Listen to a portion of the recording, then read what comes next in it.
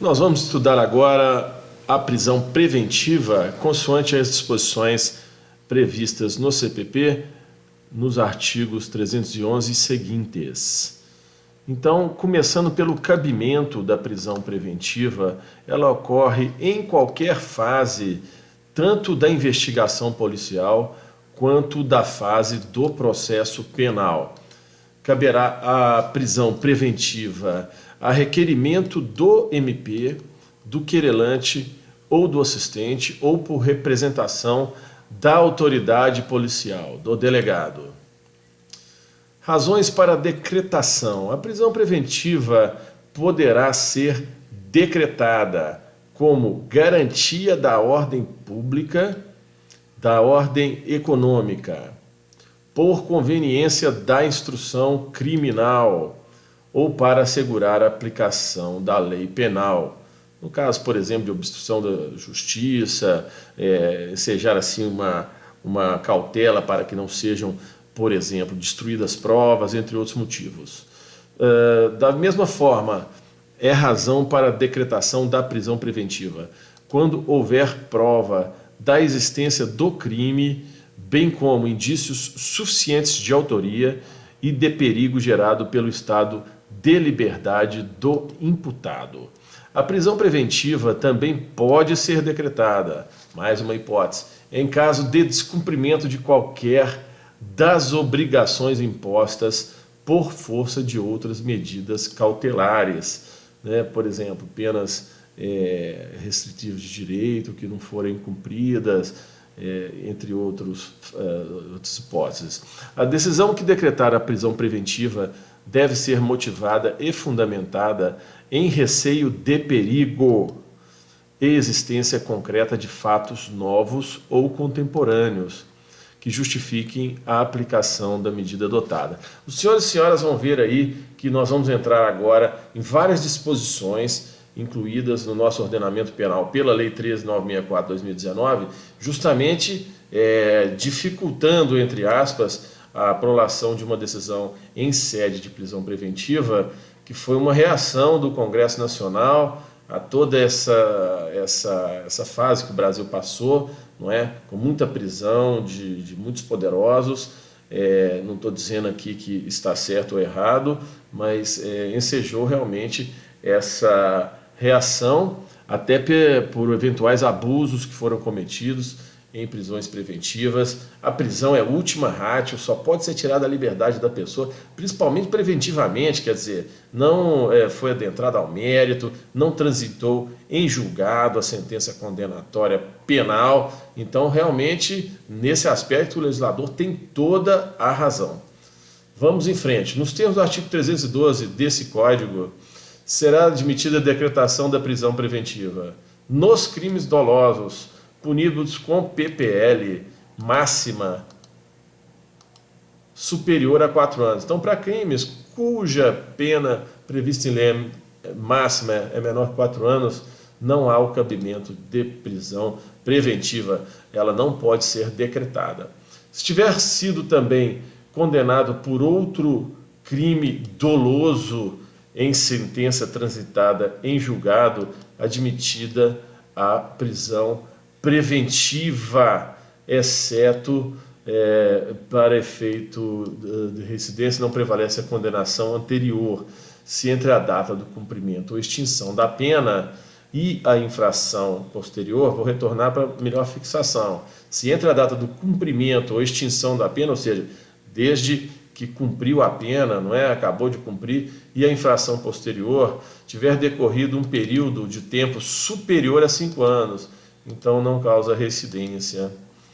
Computado o período de prova da suspensão ou do livramento condicional, se não ocorrer revogação, quer dizer, também computa nesse período. Para efeito de reincidência, não se consideram os crimes militares próprios, aqueles que só podem ser praticados por militares, e crimes políticos.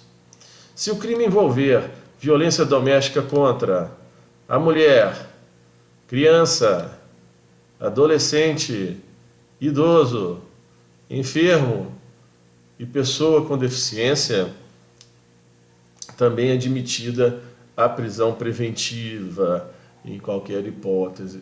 Para garantir a execução das medidas protetivas de urgência, também, né, por exemplo, afastamento de uma pessoa que está agredindo a outra, por exemplo. Também será admitida a prisão preventiva quando houver dúvida sobre a identidade civil da pessoa ou quando essa não fornecer elementos suficientes para esclarecê-la, devendo o preso ser colocado imediatamente em liberdade após a identificação, salvo se outra hipótese recomendar a manutenção da medida. Mais uma medida para colocar mais rigor para a concessão da prisão preventiva. Não será admitida a decretação da prisão preventiva com a finalidade de antecipação de cumprimento da pena, ou seja, não se pode condenar ninguém justamente por uma presunção, não é? A prisão preventiva tem que ser muito bem estudada. Ocorreram sim muitos abusos no Brasil recentemente, do ponto de vista jurídico. Esse não é um canal político e não se pode tolerar esses exageros, esses excessos, essa histeria, não é? Em prender as pessoas simplesmente por questões emotivas, sem permitir o devido processo legal, acesso ao contraditório, não é? A legítima defesa, para que sejam exauridas as possibilidades de defesa, e aí sim, após toda a instrução processual e possibilidades recursais, se assim subsistir essa condenação, aí sim se faz o recolhimento daquele acusado em sede de prisão, mas prisão pena, não preventiva. A prisão preventiva em nenhum caso será decretada, em nenhum caso, eu grifei, se o juiz verificar pelas provas constantes dos autos ter o agente praticado justamente o crime em estado de necessidade, em legítima defesa, em estrito cumprimento de dever legal ou em exercício regular de direito. Então não cabe preventiva nesses casos. Então, por exemplo, o policial que eventualmente, né, no exercício regular de direito ou em cumprimento do seu dever legal, ele atinge alguém, ele não pode ser preso preventivamente. A decisão que decretar, substituir ou denegar a prisão preventiva, em qualquer hipótese, né, decretação, substituição ou denegação, sempre será motivada e fundamentada. Mais um rigor da Lei 13.964/2019. Observe, senhores e senhoras, como veio o legislador a colocar mais rigor. Reitero novamente esse aspecto. Na motivação da decretação da prisão preventiva ou de qualquer outra cautelar, o juiz deverá indicar concretamente a existência de fatos novos ou contemporâneos que justifiquem a aplicação da medida adotada.